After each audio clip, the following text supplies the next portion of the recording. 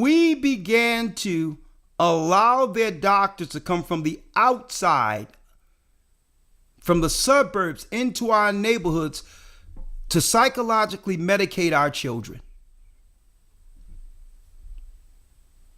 That's when they knew that America will no longer be the resistance. Because by doing so, the outside forces they would use a generation after this would have a weak demographic of Americans to roll over.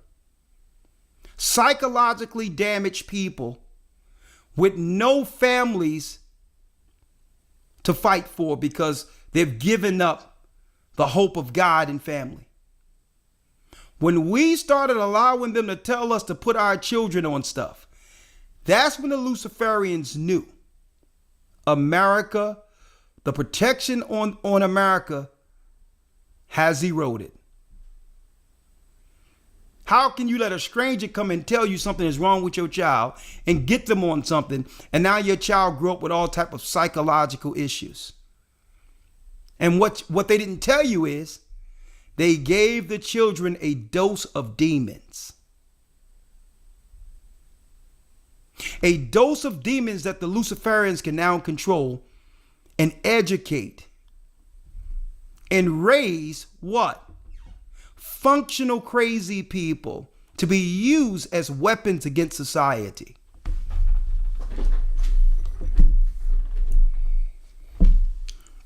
So, Elder Lawyer, let's go in.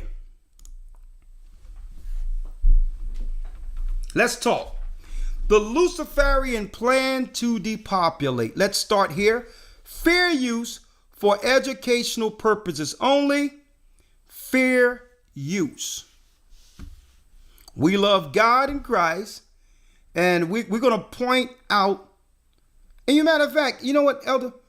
What I'm going to do is I'm going to let the Luciferians speak for themselves. Huh? Let's do this. Let's do this, right? Let's do this. Let me see if I have 3D here. There it is. Okay, I'm going to need this 3D here. All right.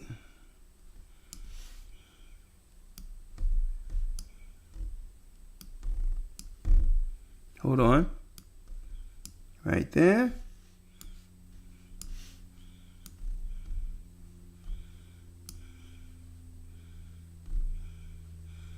This is what I need to do. Hold on. Let me go here. Take the new banner.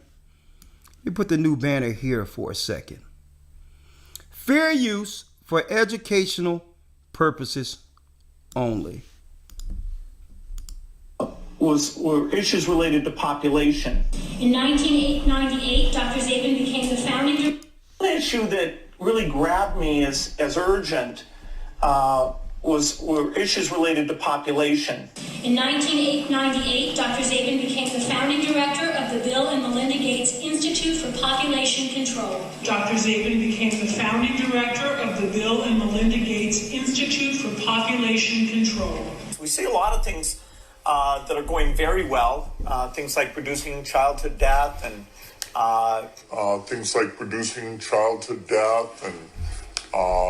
First, we've got population. The world today has 6.8 billion people. That's headed up to about 9 billion. Now, if we do a really great job on new vaccines, healthcare, reproductive health services, we could lower that by perhaps 10 or 15%. Now, if we do a really great job on new vaccines, healthcare, reproductive health services, we could lower that by perhaps 10 or 15%. The problem is that the population is growing the fastest where people are less able to deal with it. So it's in the very poorest places that you're going to have a tripling in population by 2050. And so their ability to feed, educate, provide jobs, stability, protect the environment in those locations mean they're faced with an almost impossible problem. Here we can see a chart that looks at the total world population over the last several hundred years. And at first glance, this is a bit scary. We go from less than 1 billion in 1800, and then 3, 4, 5, 6, and 7.4 billion where we are today is happening even faster. So Melinda and I wondered whether providing new medicines and keeping children alive, would that create more of a population problem? And what the developing world does. So why should we care what him and Belinda thought? Exactly. And if that's what you're thinking, why you not amongst the white population? Why am I seeing the blacks in the background in Africa? Now, if they had anything that would have us that would have people live longer, you'd think they would more so point it towards Africa opposed to their own people. At the same time, they're saying they want to depopulate. And every time I see them under their philanthropy, there's some black people around them. Shouldn't you be sustaining white people with your science? Being that, what? The birth rates of white people have gone down exponentially? So why all the healthcare is being pointed towards Africa, folks? Think about it. Years ago, Hillary Clinton. You had the Africans saying, well, a lot of this GMO corn and this Monsanto corn is causing all type of issues to our children, for our children in Africa. And she said, that's right, when she was dealing with some type of governor lieutenant or something in New York at the time. She was like, eat the corn or starve.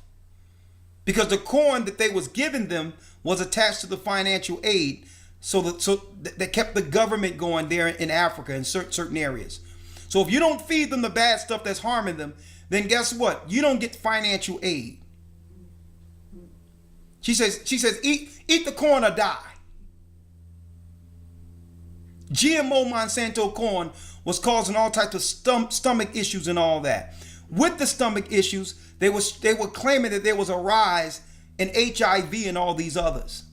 And it was really the food that's being fed to them, bad food. Fair use. Does not need is more children. And I think that was the biggest aha to Bill and me when we got into this work, is we asked ourselves, of course, the same hard-nosed question you'd ask, which is, if you get into this work and you start to save these children, will women just keep overpopulating the world? Will women keep overpopulating the world? So their problem is women having children, folks. And what is it? It's a psychology. You see how nice she speaks, how welcoming as concerned. Folks, you can't trust Luciferians. It's psychology. She's just a roundabout saying, listen. And what the developing world does not need is more children. Listen to what this demon says. What the developing world does not need is more children.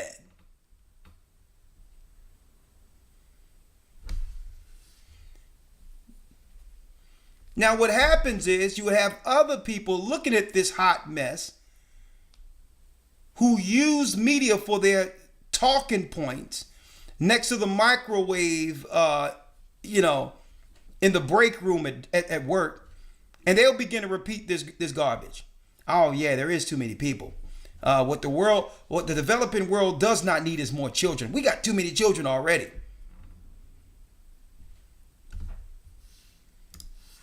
And I think that was the biggest aha to Bill and me when we got into this work, is we asked ourselves, of course, the same hard-nosed question you'd ask, which is, if you get into this work and you start to save these children, will women just keep overpopulating the world? And will these black women, because I don't see no more black people behind them, will these black women keep having children? thank goodness the converse is absolutely true.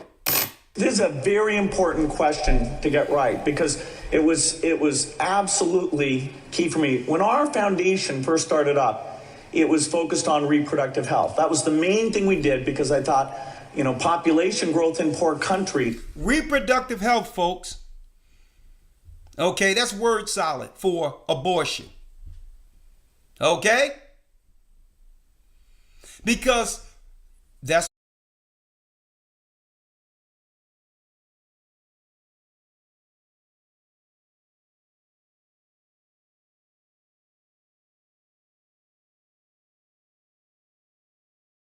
what these people do.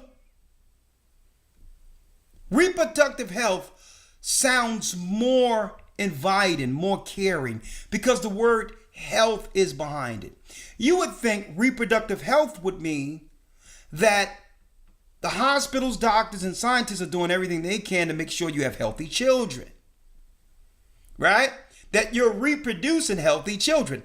Isn't that what it sounds like? That's how wicked these people are. Reproductive health is getting rid of children. So how healthy is that?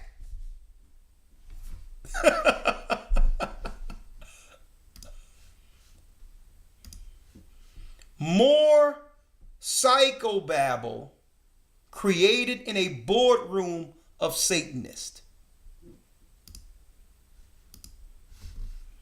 Started up, it was focused on reproductive health. That was the main thing we did because I thought, population growth in poor countries is the biggest problem they face. You've got to help mothers who want to limit family size have the tools and education to do that. And that's the only thing that really counts. Okay, so the men don't exist, huh? So how do the women get pregnant? So now you see what the focus is with divide and conquer. To make it where the black man and black woman cannot coexist and agree with one another, so that they can have one side to convince to get rid of their children, or to run our children through the wood chipper of life, not understanding what it is to have a healthy father and mother raise them. Right? Is spending $1 million on that last 3 months of life for that patient, would it be better not to lay off those 10 teachers and to make that trade-off in medical costs? But that's called the death panel, and you're not supposed to have that discussion. That's called the death panel, and we're not supposed to have that discussion. Look at this guy, folks.